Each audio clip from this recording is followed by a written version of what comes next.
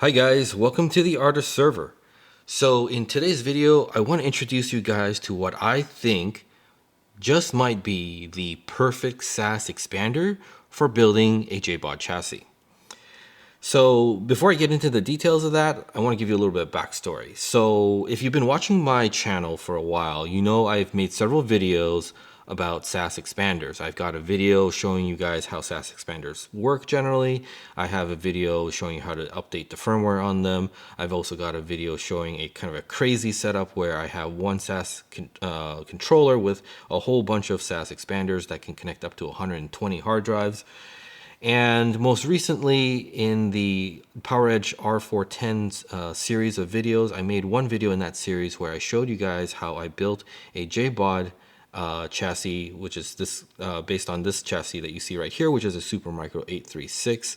And I connected that with a SAS expander with an adapter that converted some of the ports to external ports so that I could then connect it to the R410 as a NAS controller head to control all the drives in this chassis. So since I've made those videos, they have been one of the more popular videos on my channel, and I get a lot of inquiries from people asking about SAS expanders at my store, and so that's been a fairly decent success. However, something has happened since I made those videos, and you might guess it, but basically it is chia mining happened. And as with anything that's cryptocurrency related, it's driven prices up to insane levels. And honestly, at this point, it doesn't really make financial sense. So if you've been visiting my eBay store and you're looking for SAS expanders, you might have noticed in the last several months, I really don't have any SAS expanders. Occasionally, I might find one at a reasonable cost that I can put in the store. But other than that, they're just at a price range that doesn't really make financial sense in my mind, or in my opinion.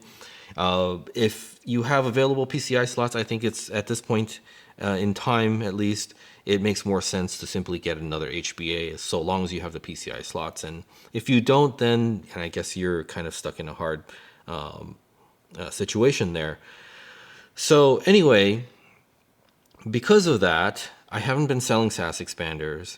And I've been getting a lot of inquiries. People have been asking, hey, when are you going to get more SAS expanders? I'd love to buy them from you.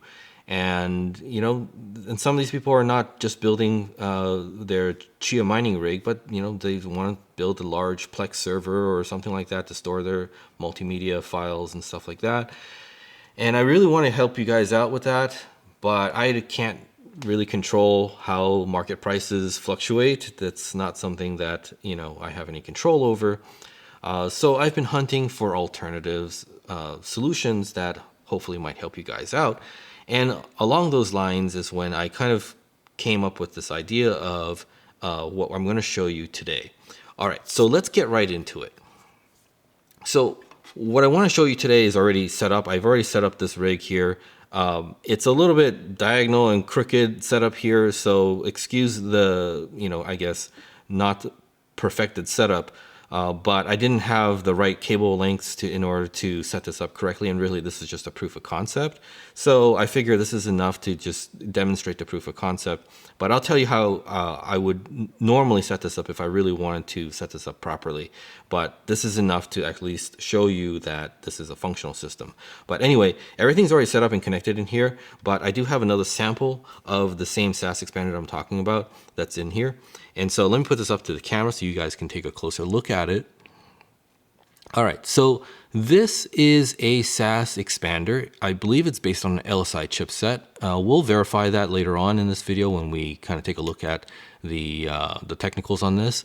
But as you can see in the camera here, this is an interesting SAS expander because it's got 6 internal SFF 8087 ports. And so that alone gives you connectivity for 24 drives. Now, on top of that, there are 3 SFF 8088 external SAS ports. And so this is what makes this card a really great candidate for building a JBOD chassis. Now, this card is Dell branded, and it came out of some enterprise Dell storage device. I really don't know what it is. I've just been seeing these things floating around on eBay, and I wanted to check one out. So I got a couple of these just to test them out, and I'm verified that they do work the way you would expect. So I don't really know what kind of device they came out of, but the configuration obviously is very desirable for setting up an external JBOD chassis, because you've got the external ports. And so unlike in the R410 video where I had to use an adapter to convert the internal SAS expander into a couple of external ports in order to connect to another server, this basically has all that built into one board. And so anyway, I think this is great. When I first saw this, I thought, hey, this is awesome in terms of using it as a SAS expander for a JBOD chassis because of the external ports and the abundance of the internal ports. This has more ports than that other SAS expander, the IBM 46M00997 SAS expander, as well as the Lenovo 03X3834 SAS expander that I used to sell in my store, which I no longer do right now. By the way, when prices do come back to more sane levels, you will see those things in my store. Just right now, it just doesn't make sense. So I don't really feel like contributing to the price gouging that's going on by other sellers with the Chia community and stuff like that. So I'm just not going to do that. I'm not going to get involved with that. And so now I'm looking for alternatives, and I think I found something for you guys. All right. So anyway, this looks like an ideal SAS expander for that external JBOD setup. Now, there is one gotcha, and this is where the Art of Server comes in to help you guys out. So if you look at this board and you say, hey, this looks great, you get it installed in your JBOD, and there's a 4-pin, what looks like a 4-pin PCI connector. And you might say, hey, I've got a 4-pin power connector coming out of my power supply. Let me just go plug that in there and fire this guy up. Well, you can plug that in here. The pins will fit. They are keyed correctly for you to fit a 4-pin power connector from your PSU to this board. But if you did that, probably within a few minutes or seconds, this board would get fried. Okay, and so yeah, there's a slight problem with that, and unfortunately, this is something Dell likes to do, and I've seen this before. But basically, what happens is that the 4-pin power connector you might have on your power supply is a 12 volt and ground, and this is not just 12 volt. There's a 5 volt line here as well. And so if you did plug it in, you would be applying 12 volts to a 5 volt line, which is too much voltage, and you'll end up frying something. And so eventually this board's going to fail because you've applied too much power to it. So yeah, so that's something that, by the way, if you guys are ever like modifying Dell stuff, that's something that they do quite often. And it's actually really annoying to me. I first encountered something like that way back when I had a Dell PowerEdge 1800 server, which is like a tower chassis server. This is back before I had a rack in my house, and so I bought a tower format because it was just more convenient to just sit on the floor. And so one day my power supply failed, and the replacement power supply from Dell was really expensive, so I decided not to buy it, and I wanted to look for an alternative. And of course, there's so many power supply choices, and it looked like the standard ATX power connector. So, but yeah, turns out Dell swapped a 12 volt and a 5 volt pin in that ATX power connector. And so if you plugged in a normal power supply, you would end up frying the motherboard. So yeah, so I've seen this happen before. It's really annoying. I don't know why Dell does that. And if they wanted to do that, I wish they would at least key these things differently so that you couldn't plug in a connector that was a different configuration. But it's almost like they want to dare you on trying to use a non-Dell part and then like punish you and see how that goes. So I don't know. I'm just speculating, but it's an incredibly annoying thing. I've known other people who thought that, oh yeah, you can just plug in a normal power supply or something of that nature with Dell equipment, and then end up like destroying or frying the board because Dell was up to no good. So anyway, I just wish they wouldn't do that. You know, they could use a proprietary connector or whatever just to make it obvious that you cannot plug in a standard power connector to those, you know, devices. But anyway, this is one of those examples. Plug in normal 12 volt 4-pin, you would end up killing this board. So to help you guys out with that, I've created a little adapter cable. And so this is a 4-pin connector, and this has an adapter to a 4-pin Molex, and the Molex has 12 volt and 5 volt, and they're connected appropriately here. And so all you have to do is use this adapter, plug it in here, and then plug this into a Molex that will provide the 5 volt and 12 volt to this board and allow this board to work properly. So if at the end of this video, you're looking at this and you're saying, hey, this looks really interesting, go check out my store. I will have these in my store, and I'm going to be selling them with this adapter cable for you so that you're not going to have any problems getting this board up and running. All right, so anyway, that's enough about this board. Let me just kind of describe to you guys the setup that I have here today. Again, this is a Supermicro 836. It has the 16 bay, 3.5 inch bays, and I have the Supermicro TQ backplane, which means that there are individual SATA connectors to each of the ports that then run, that are basically aggregated into these SFF 8087 cables. And so there are 4 of them, each carrying 4 SAS lanes. So therefore you have 4 times 4, there are 16 drives in the system, and we're going to test it out today by booting up this chassis with a server that I have at the bottom of this rack. It's a R420, and I've got Linux and ZFS set up on that, so we'll play around a little bit just to confirm for you guys that this actually does work the way it's intended. Now, obviously, I don't have any more drive bays in this chassis, so I have 2 vacant ports here that we're not going to be using today, but at least for the proof of concept, I think this will be sufficient. Now, I do have 2 SFF 8087 cables that go to a HBA card that's in that R420 at the bottom of this rack, and I'm doing this because I wanted to confirm and validate, but also demonstrate to you guys that you can connect 2 of these cables to get a total of 8 SAS lanes from the HBA to the SAS expander. Now there is a third SFF 8088 port, and I don't believe that you can connect 3 connections to the HBA, even if you had an HBA with more than 2 connections. Most SAS expanders will only accept an uplink of 2 SAS ports, but I believe you can use this, and I don't have a way to validate this, but I believe you can use this to basically expand to another chassis. So if you were building 2 of these, you can then daisy chain them together using this third port to go to that second chassis, JBOD chassis. All right, so what I have in here is obviously the SAS expander connected with 2 SFF 8088 cables to that HBA. I've got the SFF 8087 cables going to the front 16 bays, 2 vacant ports, and using that adapter cable, you can see I have a Molex power extender here because the one from the power supply wasn't long enough, connected to this to drive this board. And in addition to that, I've got a JBOD controller down here. So this is a similar JBOD controller I used in the R410 series when I showed you guys how to build a JBOD chassis.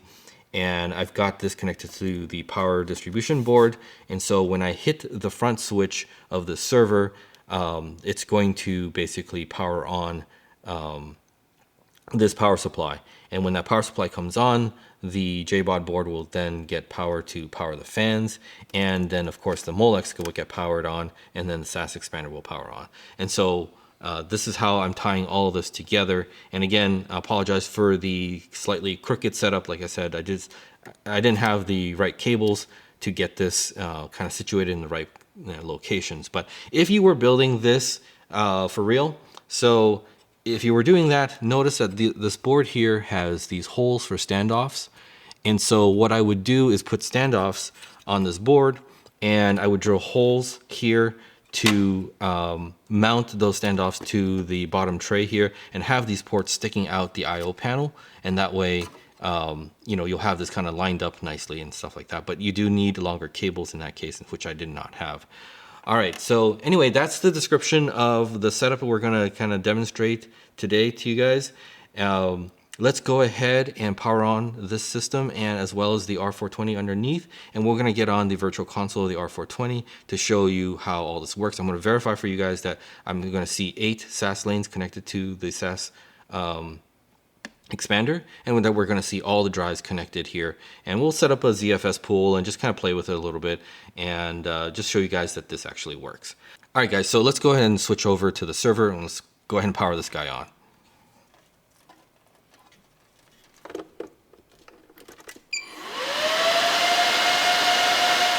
All right guys, I've logged in to the server, everything's powered up, and I'm here at a terminal, SSH terminal basically, on that server. And so let's go ahead and run lsscsi to see what type of devices we see on this machine right now.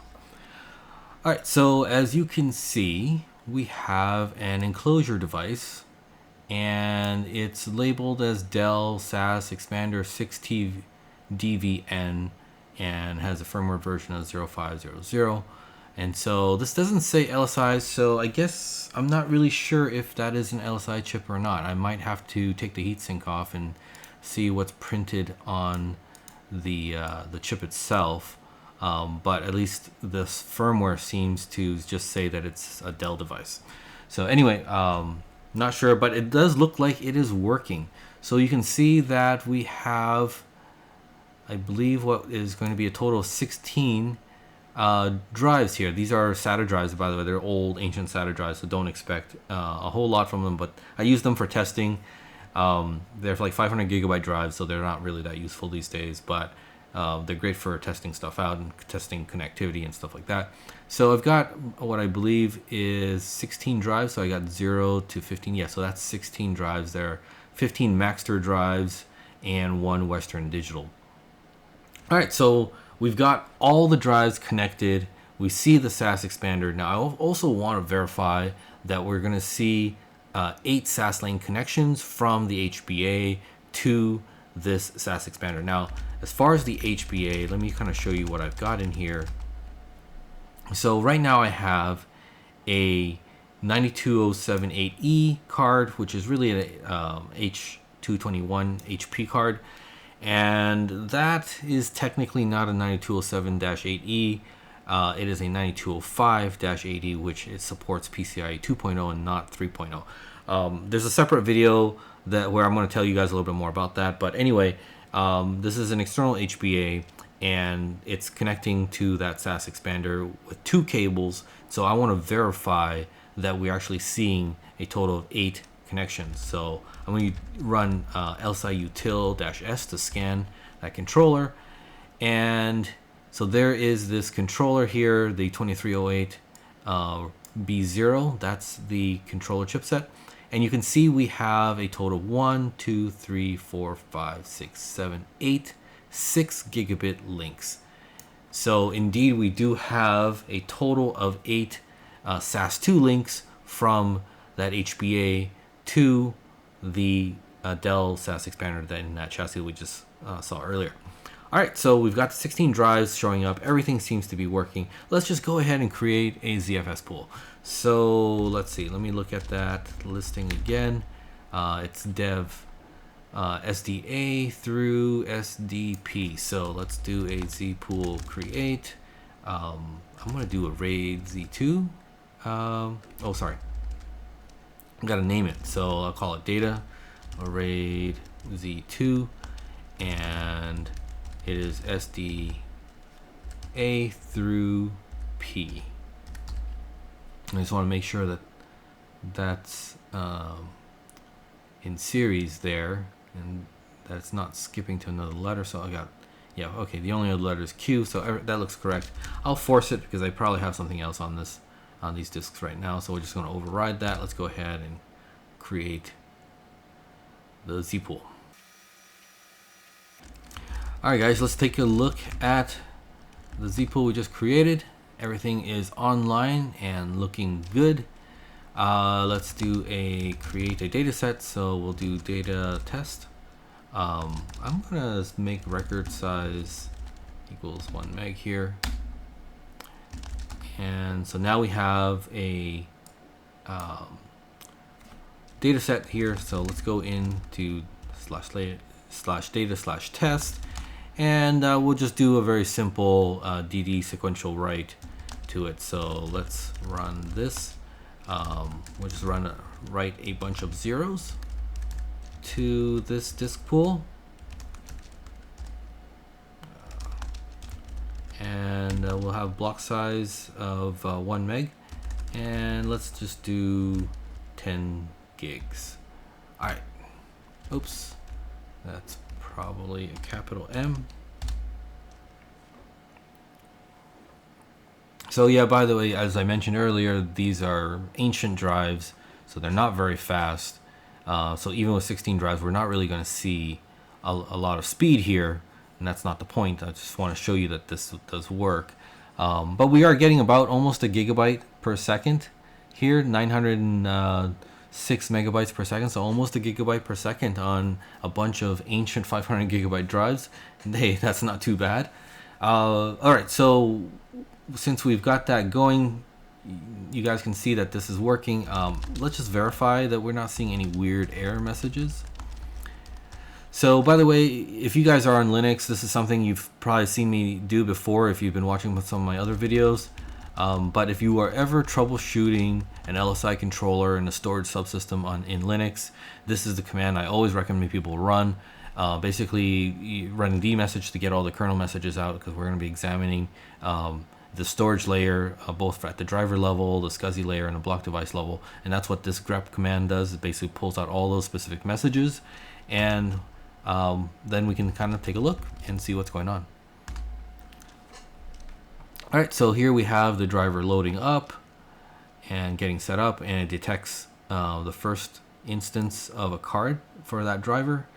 And so you'll see that we have firmware version 20.0.7.0 and sending port enabled. And so now we're starting to see the drives come online.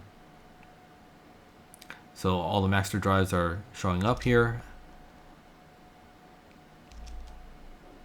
And we have port enabled success. So the cards come up properly. Everything is good. We also see the Dell enclosure here. So everything is good. I don't see any error message or anything like that. All right, so it's detecting the block sizes or the sector sizes on these drives, and the drives are coming online.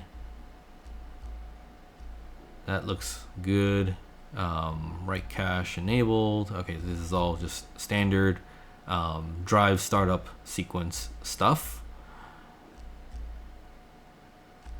And yep, and then that's all we see. There are no error messages. Like I said, we already ran a quick little DD benchmark showing that we were writing almost a gigabyte per second to these drives, and we're seeing absolutely no errors. So yeah, there you have it, guys. That Dell expander with that adapter cable does work, and we've got this thing up and running. All right, so anyway, if you guys are interested in this SAS expander, I'm going to be selling this in my store, including the adapter cable, so you can get up and running. Go check out the link down in the video description below. And if you like this video, make sure to give me that like. And if you're new to this channel and you like this kind of stuff, be sure to subscribe to my channel. Also, if you guys want to support my channel, go check out my eBay store. Other than the SAS expander, I have pre-flash IT mode, HBAs, and all sorts of other server related goodies. So I'll leave a link down in the video description below as well. So go check that out. Thank you very much for watching, guys, and have a great day. Bye-bye.